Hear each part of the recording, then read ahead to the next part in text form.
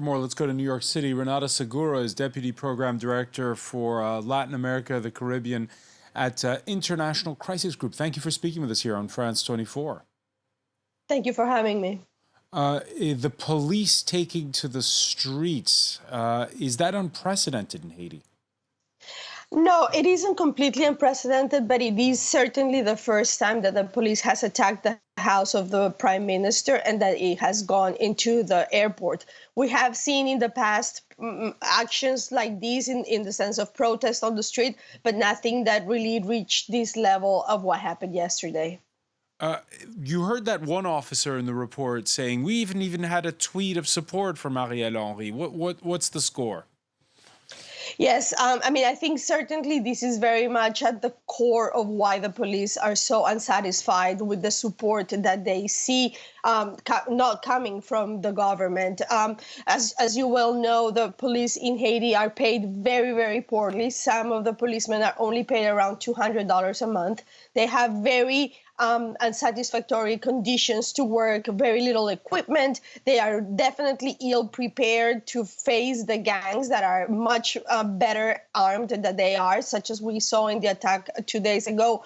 And they also sense a lack of political will and really support from the government.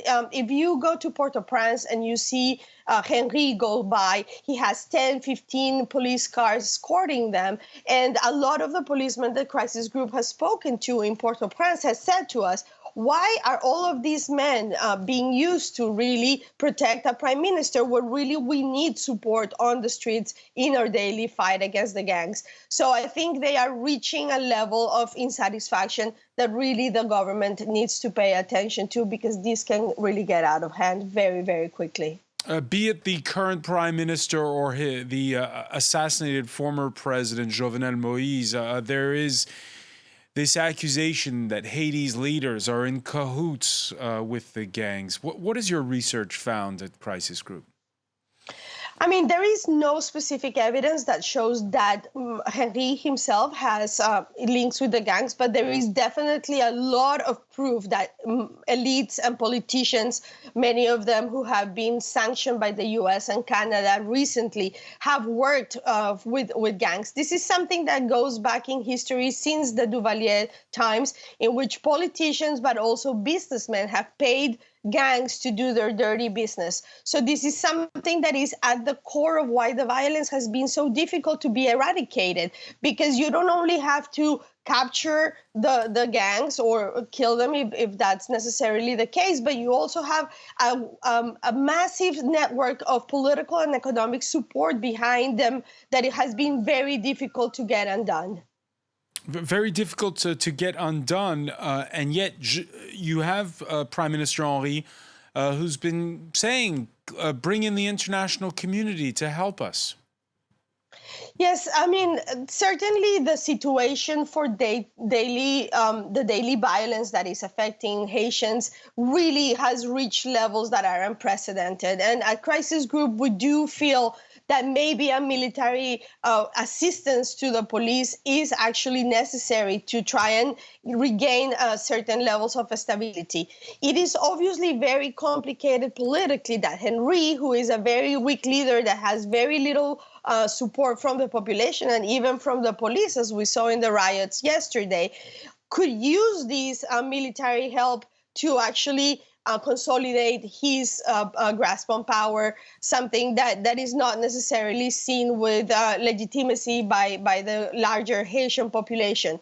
But the truth is that gangs are making life in Haiti really impossible for everyday Haitians, and it is certainly something needs to happen to help the country from completely going into the abyss. And if you bring in foreign help for the police, where do you bring it from? Well, the usual suspects, or the people that are really kind of speaking about this, are Canada, the United States, and hopefully also support from the Latin American and Caribbean region, which would be seen perhaps more acceptable to the eyes of the Haitians. We cannot forget that Haiti has a very long and traveled history of military interventions from foreign countries that have really brought very little to the island. So there is a lot of animosity against particularly the UN, but also military interventions with enough reason. But when we have been in Haiti speaking to the people that are in Cité du Soleil or the other areas that have been most affected by this gang violence, people are saying enough is enough. We really, really need help. This morning, we were getting texts from people in Haiti telling us, when are the troops coming?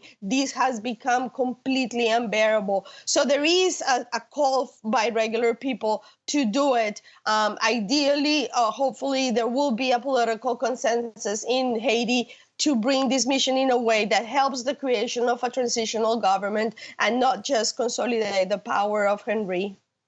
Renata Segura of Crisis Group, many thanks for speaking with us from New York.